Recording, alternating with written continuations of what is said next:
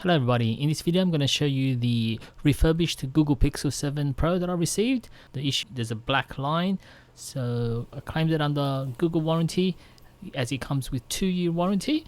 So it's covered, and basically what you have to do is you send it to Google. At the same time when it's sent, you will receive the refurbished unit, and this is how the refurbished unit looks like.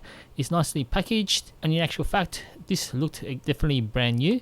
So everything, I checked everywhere, there's no scratches. So pretty happy with the warranty process that I encountered with the Google Pixels. It was great and highly recommended. It only took a few days to receive the unit. You do have to send it back with all the data reset. You also have to make sure that there's no SIM card, and then you send it back. You will not have a phone during that period, but it will take only a few days to receive the refurbished unit. Now if this video helped you in any way, please give it a like, subscribe to the channel, and make sure you hit that bell notification so that you receive any new videos that I upload. I'll see you next time.